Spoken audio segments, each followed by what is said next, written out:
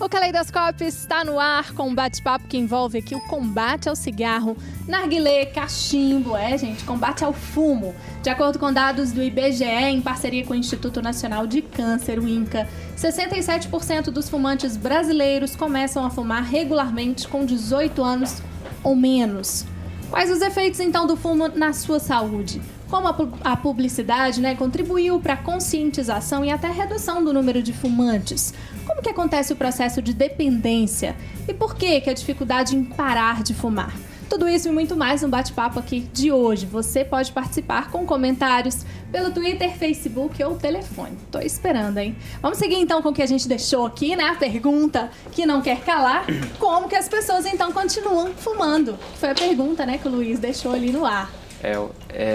Devo admitir que eu nem tenho uma resposta exata para essa indagação, mas é um fato, assim, pelo menos um fenômeno tanto da saúde quanto de comunicação curioso, que é pensar como, ainda com todas as proibições, a indústria do cigarro consegue se aproveitar de alguma forma midiática, e aí eu estou me ausentando de dizer sobre o vício, sobre como é que elas começam, para fazer com que o cigarro continue a ser popular, vamos chamar assim, e mesmo com os jovens,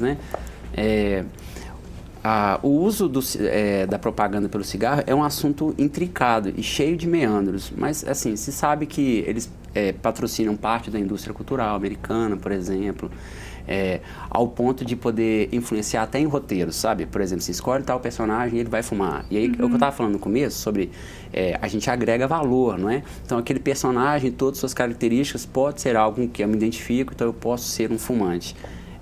O trabalho dos publicitários hoje que trabalham para a indústria do cigarro é muito mais difícil, mas o fato de terem novos fumantes mostra que funciona, Tem funcionado, Infelizmente, mostramos aí mais dados. Priscila, quer comentar, quer complementar?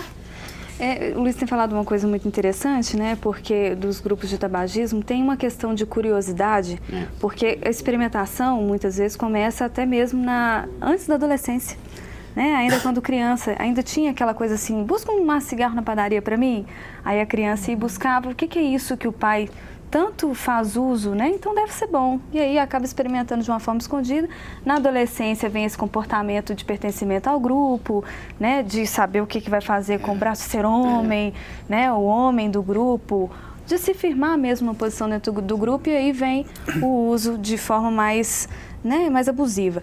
E é interessante que a primeira tragada não é nada agradável, Muitos falam que engole, tosse, passa mal, mas espera lá, ainda continua, Aí tem essa questão do comportamento, desse fenômeno de grupo que acontece na adolescência. E além dessa questão do grupo, que é o segundo fator que mais favorece essa experiência, o primeiro fator, assim, com dados de pesquisa brasileiras, é a curiosidade. Na adolescência, o adolescente está ali numa fase de experimentação, de novas experiências, e vem com essa curiosidade.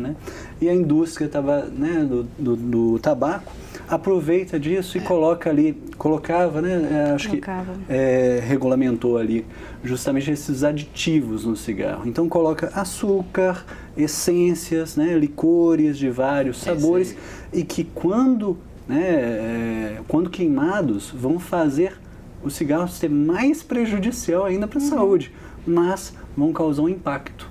Deixa eu provar um cigarro de canela, deixa eu provar um cigarro com aroma de chocolate, de menta. E isso vai em quem? Justamente no público que vai começar a fumar.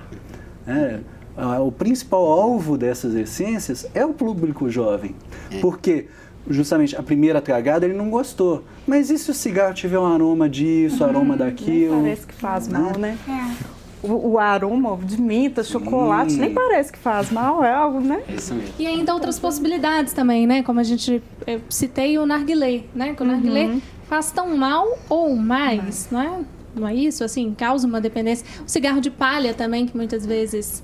Gente, começa com cigarro de palha. É uma coisa absurda, porque o cigarro de palha, como ele não tem o filtro, a quantidade de monóxido de carbono, de nicotina e alcatrão que entra para o organismo e cai na corrente sanguínea é quase comparado a 5 cigarros desses normais, industrializados. E o narguilé, está até saindo agora por causa do Dia Nacional no combate ao fumo, de como que ele levando de 30 a 60 minutos, 80 minutos para ser fumado, pode chegar a 100 cigarros. Imagina 100 cigarros, né, de papel normal sendo fumados em 1 hora praticamente.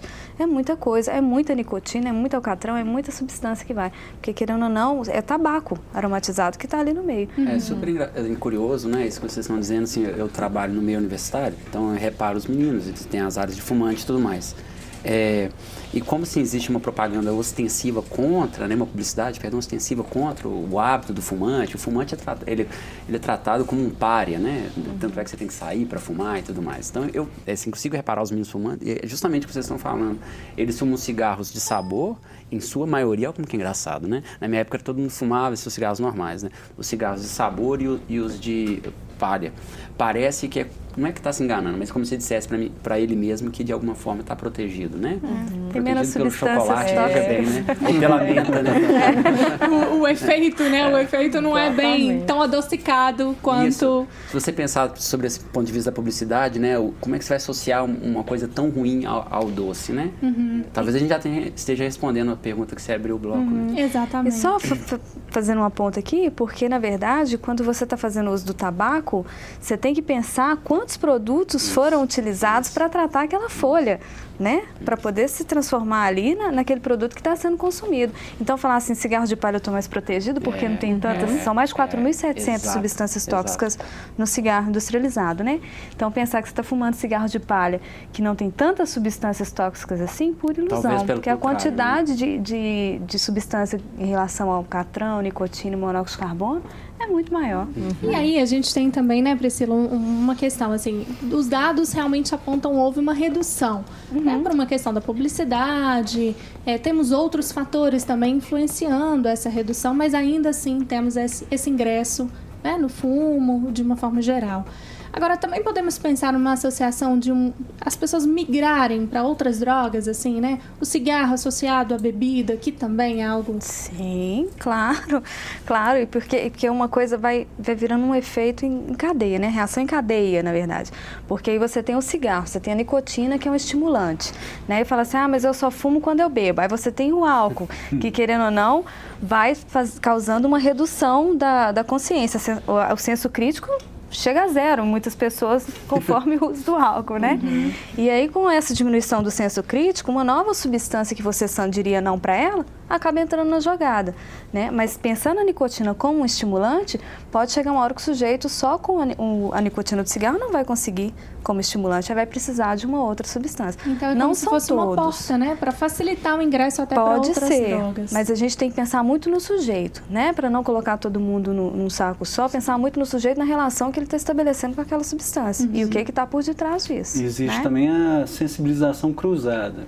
O indivíduo, depois que ele sensibilizou uma determinada substância, por exemplo, a nicotina, com outras substâncias que ele tiver contato, outras substâncias capazes de desencadear a dependência, ele vai tender a consumir quantidades bem maiores daquelas outras substâncias e vai ter uma resposta muito maior àquela substância. Então, a probabilidade dele se tornar dependente, se ele experimentar as outras substâncias, aumenta. Muito grande. Caramba.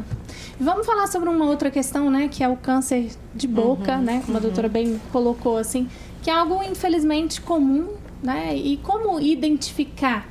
E por ser boca, as pessoas não têm o hábito de olhar no espelho, de ver. Às vezes tem um carocinho em algum lugar do corpo, a pessoa vê e procura o que é o carocinho. Mas dentro da boca, a gente não tem o hábito de abrir a boca para o espelho. Então, quando vê que já tem alguma coisa, já é algo que já saiu de dentro da boca e já está aparecendo Está em outra proporção, no exterior. Já está numa proporção maior. Né? Então é complicado. E falar que a gente fuma quando bebe. O álcool, ele dilui e facilita a entrada no organismo de algumas substâncias tóxicas que vão ajudar a causar esse câncer. Então... A bola de neve é maior. Exatamente.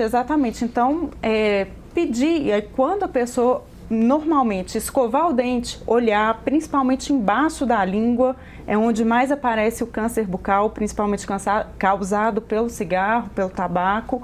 É embaixo da língua, soalho e embaixo da língua mesmo, no fundo da boca.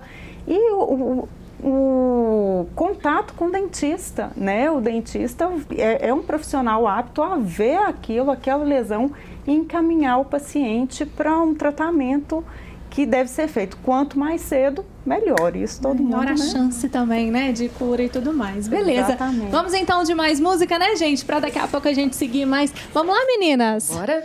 O que vocês vão tocar aí agora pra gente? A gente vai tocar uma música autoral. Oh, delícia, mais uma. Mais uma. Isso é bom. Tá então, recheado, né? Então, tá recheado, isso é bom, isso é bom. Grupo Tereza, então, agora no Caleidoscópio com mais trabalho autoral. Bora lá.